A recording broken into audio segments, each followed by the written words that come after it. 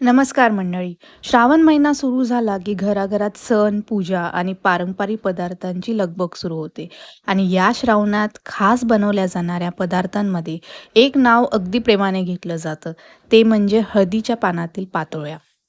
तर तुम्ही इथे बघताय ह्या अशा छान सुंदर वाफवलेल्या पातोळ्या, ज्याच्यावरती हळदीच्या पानांचे ठसे उठलेले आहेत. हे बघा असे सुंदर दोन्ही बाजूने. तर आपण अशी ही एकदम परफेक्ट आणि पारंपरिक मी तुम्हाला आज रेसिपी सांगते आणि दाखवते की कशी बनवायची. तर चला मग रेसिपीला सुरुवात करूया. चॅनलला सबस्क्राईब केला नसेल तर बेल आयकॉनवर क्लिक करा आणि सबस्क्राईब करायला विसरू नका. पातोळ्यांसाठी आपण वापरणार आहोत तांदळाचं पीठ. तर सर्वात आधी आपण उकड तयार करून घेऊया. एका कढईमध्ये गरम पाणी घ्यायचं, त्यात थोडंसं मीठ आणि आवश्यकतेनुसार तूप घालायचं.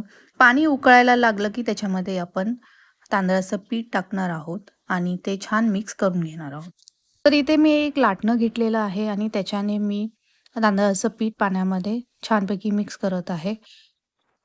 हवं असल्यास झाकण ठेवून थोडा वेळ तुम्ही पीठ वाफवून सुद्धा घेऊ शकतो. तर असं हे पीठ मिक्स झालेलं आहे आणि आता आपण सारण तयार करूया. कढईमध्ये चमचाभर तूप घ्यायचं, त्याच्यामध्ये गूळ टाकायचा आणि ते थोडाफार वितळेपर्यंत हलवायचा. गूळ वितळल्यानंतर आपण त्याच्यामध्ये किसलेला किंवा खवललेला ओला नारळ टाकायचा आहे. तो छान मिक्स करायचा आणि तो मिक्स झाल्यानंतर आपण त्याच्यामध्ये टाकणार आहोत वेलची पूड आणि खसखस. खसखस ही भाजलेली नाही आहे, ती अशीच टाकलेली आहे. ती गुळामध्ये त्याच्या अरोमामध्ये मिक्स होते आणि सारण खूप छान लागतं. तर सारण बनवताना एक लक्षात घ्यायचं की सारण आपलं जास्त पातळ नाही झालं पाहिजे किंवा जास्त घट्टही नाही झालं पाहिजे. कारण की पातळ झालं तर ते पातोळ्यांमधून बाहेर येतं आणि त्यामुळे मग ते पातोळ्या खूप अशा काही छान होत नाहीत.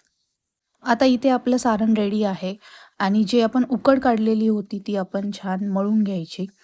तर तुपाच्या हातावरती आपण ही उकड मळणार आहोत. लागल्यास पाणी घ्यायचं. पाणी मी थंडच घेतलेलं आहे. गरम घ्यायचं असेल तर तुम्ही गरम पण घेऊ शकता. पण थंड पाण्यावरती सुद्धा ही उकड मळता येते, छान मळली जाते. उकड ही मऊ आणि लुसलुशीत मळायची आहे, कारण की जास्त घट्ट झाली तर ती पानांवरती पसरत नाही आणि पातोळ्यासुद्धा कडक होऊ शकतात. हाताला मऊ लागेल असे पीठ तयार झाले की ते काही मिनटं आपण झाकून ठेवूया. या रेसिपीमधील सगळ्यात खास भाग म्हणजे हळदीची पाने. हळदीच्या पानांना आपल्या पारंपरिक स्वयंपाकघरात खूप महत्त्व आहे. या पानांमध्ये नैसर्गिक सुगंध असतो आणि पातोळ्या वाफवल्यानंतर तो सुंदर सुगंध संपूर्णपणे पातोळीत उतरतो. तर आपली ही उकड तयार झालेली आहे. तुपाच्या हातावरती मळली की ती उकड अजून मऊ होते आणि अशी ही आपण एक साधारण 5-10 मिनिटं आपण साईडला ठेवणार आहोत. आता येतो पातोळी बनवण्याचा सर्वात महत्त्वाचा भाग, तो म्हणजे हळदीची पानं. तर हळदीची पानं आपल्याला स्वच्छ धुवून घ्यायची आहेत. हळदीची पानं लांब असतील तर ती कैचीने कट करून घ्यायची. तुम्हाला पातोळ्या कोणत्या साईजमध्ये बनवायच्या आहेत ते तुम्ही ठरवू शकता. तर असे कट करून घ्यायचे ते आणि 2 भाग करायचे. पाने कट करून झाल्यानंतर ते एकदा धुवून घ्यायचे आणि एका फडक्याने स्वच्छ पुसून घ्यायचे.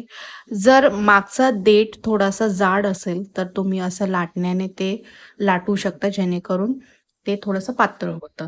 आता एक पान घ्यायचं, त्याच्यावरती तूप लावायचं. तांदळाच्या पिठाचा एक गोळा घ्यायचा आणि तो त्या पानावरती ठेवायचा. आपल्याला जी पातोळी आहे ती पातळ ठेवायची आहे, ती जास्त घट्ट नाही ठेवायची आणि हाताने असं पसरवत राहायचं.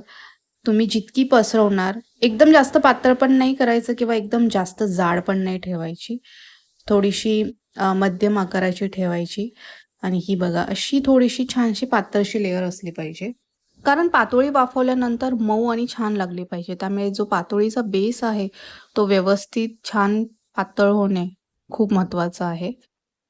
आता आपण पिठावरती तयार केलेले नारळ गुळाचे सारण पसरवणार आहोत.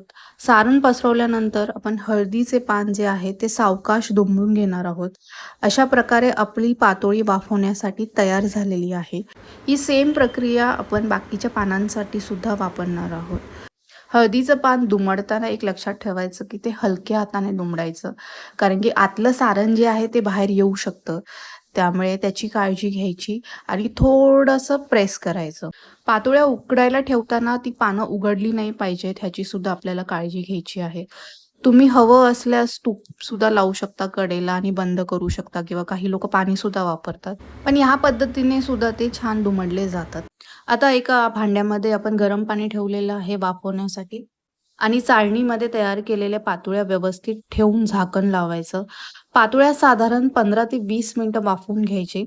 पातोळ्या शिजल्या आहेत की नाही ते पाहण्यासाठी पान हलकेसे उघडा. तांदळाचा थर पारदर्शक आणि मऊ दिसू लागला की पातोळ्या छान वाफवल्या आहेत असे समजा. आता थोड्या वेळेस थंड होऊ द्या आणि आता हळू-हळू हळदीचे पानं उघडून आपण बघणार आहोत.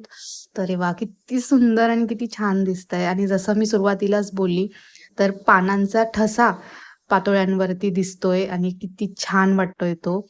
अं, पातोळ्या व्हाव्या तर अशा. गरम-गरम पातोळ्या तुपासोबत खाल्ल्या तर मजाच काही वेगळी असते. तर अशा प्रकारे तयार झाल्या आपल्या पारंपरिक हळदीच्या पानातील गोड, सुगंधी आणि मऊसूत पातोळ्या. तर तुम्ही ही रेसिपी नक्की ट्राय करून बघा आणि चॅनलला सबस्क्राईब करायला विसरू नका. धन्यवाद.